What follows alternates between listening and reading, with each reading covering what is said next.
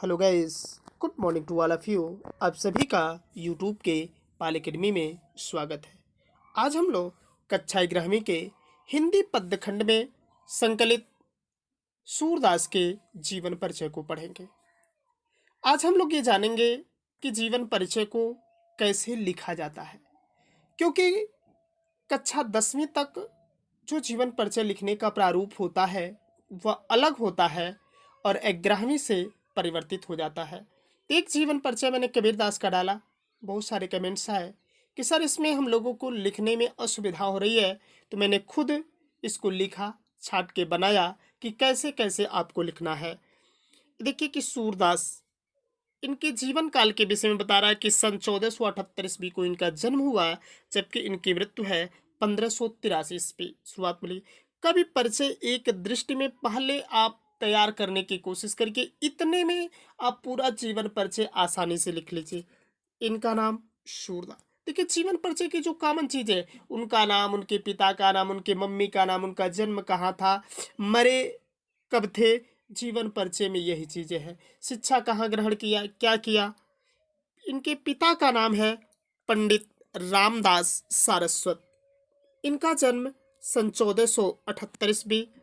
जन्म स्थान रुनकता अथवा शीशी। इनकी भाषा है भाव प्रधान, सरल, सुबोध एवं सशक्त। इनकी शैली चित्रात्मक और वर्णनात्मक है। इनकी प्रमुख रचनाएं सूरसागर, सूर सरावली और साहित्य लहरी है। इनका निधन सन 1583 ईस्वी को। साहित्य में स्थान, संस्कृत साहित्य में जो स्थान वाल्मीकि का है वही ब्रज भाषा के साहित्य में सूर का है। इन्हें हिंदी काव्य जगत का सूर यानी सूर्य भी कहा जाता है। यानी इनका अब संक्षेप में इनके जीवन परिचय हो गए। अब हम इनके जीवन परिचय को लिखेंगे। जीवन परिचय आप हेडिंग डाल लेंगे, फिर लिखेंगे कृष्ण भक्ति शाखा के कवियों में अष्टछाप के कवि ही प्रधान है और उनमें भी श्रेष्ठतम कवि हिंदी साहित्य के सूर्य सूरदास जी हैं। हिंदी साहित्य के अन्य कवियों की भांति सूर की जन्मतिथि भी संदिग्ध है। आप देखते होंगे ज़्यादा से ज़्यादा कवियों, लेखकों के जीवन के विषय में मतलब स्पष्ट जानकारी नहीं मिल पाई है। सूर का जीवन वृत्त अभी तक शोध का कार्य बना हुआ है।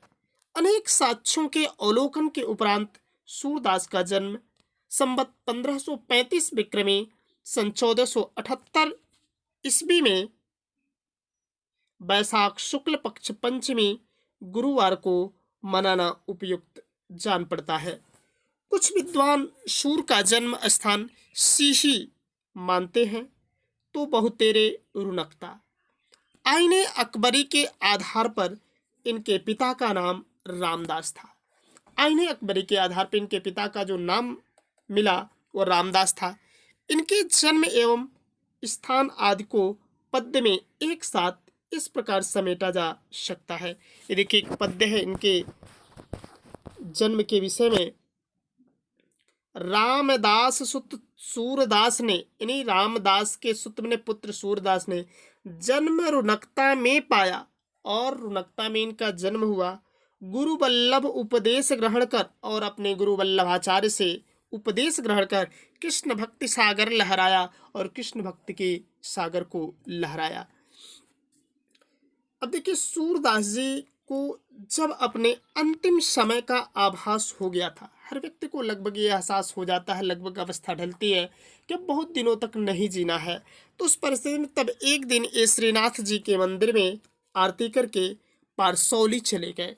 वहाँ आरती करने के बाद से ये पारसौली चले गए और वहीं पर संवत 1640 विक्रमी सन 1583 ईस्वी में इनकी जीवन लीला समाप्त हो गई और वहीं पर इनका देहावसान हो गया, वहीं पर इनकी मृत्यु हो गई।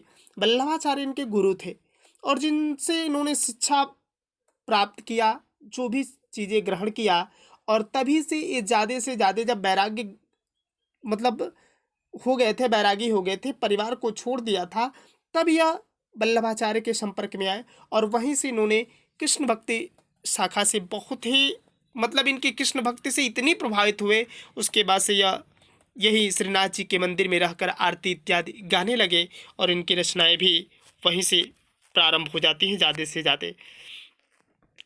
देखिए साहित्यिक परिचय इम्पोर्टेंट काफ़ी ज़रूरी होता है 11th और 12th में। साहित्यिक परिचय पे आपको अधिक अंक मिलते हैं। हिंदी काव्य जगत में सूरदास कृष्ण भक्त के अगाध एवं अनंत काव्य धारा को प्रवाहित करने वाले कवि माने जाते हैं। इनके काव्य का मुख्य विषय कृष्ण भक्ति ही है। जहाँ पर भी इनके काव्य आप देखेंगे उसमें कृष्ण की भक्ति के विषय में ही मिलेगा, हम लोग पढ़ेंगे भी। इन्होंने अपनी रचनाओं में राधा कृष्ण की लीला के विभिन्न रूपों का चित्रण किया है। राधा और कृष्ण के मिलन का उनकी लीला है, बिछड़न है, विरह है, उन सारी चीज़ों का चित्रण किया है। इनका काव्य श्रीमद् भागवत से अत्यधिक प्रभावित रहा है, किंतु उसमें उनके विलक्षण मौलिक प्रतिभा के दर्शन होते हैं। अपनी रचनाओं में सूरदास ने भाव पक्ष को सर्वाधिक महत्व दिया है। यानी भाव पक्ष को इन्होंने सर्वाधिक महत्व दिया है। इनके इस काव्य में बाल भाव यानी बाल लीला का वर्णन एवं वात्सल्य भाव की जिस अभिव्यक्ति के दर्शन होते हैं उसका उदाहरण विश्व साहित्य में अन्यत्र प्राप्त करना दुर्लभ है। यानी वात्सल्य का जो वर्णन सूरदास ने किया है श्री कृष्ण के, वैसा वर्णन शायद ही किसी कवि ने किया है। मतलब बाल्यावस्था के कोने कोने में घुसकर झांक झांक के ऐसा लगता है कि श्री कृष्ण के बाल्यावस्था को इन्होंने खुद देखा है। इसलिए भारतेंदु हरिश्चंद्र जी इनके जन्मांध होने पे मतलब कई चीज़ें आती हैं। कुछ लोग कहते हैं जन्मांध है, कुछ लोग कहते हैं कि बाद में हुए। आखिर जन्मांध थे तो इतने बेहतर तरीके से वात्सल्य की रचना कैसे किया, अभी भी रिसर्च का विषय बना हुआ है। भ्रमर गीत में इनके विरह वर्णन की विलक्षणता भी दर्शनीय है। सूरदास के भ्रमर गीत में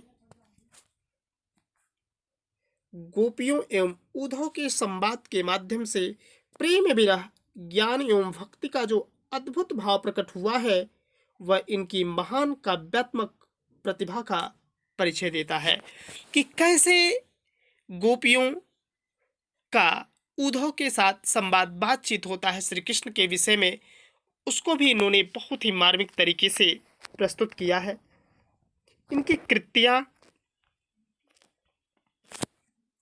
देखिए, भक्त शिरोमणि सूरदास ने लगभग 1.25 लाख पदों की रचना की थी।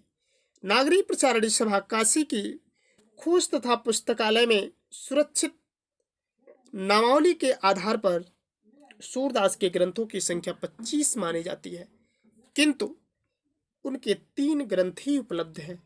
शूरसागर, शूरसारावली तथा साहित्य लहरी, इनकी 3 ही रचनाएं हैं, शूरसागर, शूरसारावली तथा साहित्य लहरी। इस तरह से जीवन परिचय लिखने का सही तरीका यह है, यदि आप ऐसे लिखेंगे तो आपको पूरे अंक मिलेंगे। उसमें आप अब 5 अंक हो चुके हैं, आपको 5 में 5 अंक भी मिलेंगे अगर बेहतर तरीके से लिखेंगे तो। Thanks for watching the video.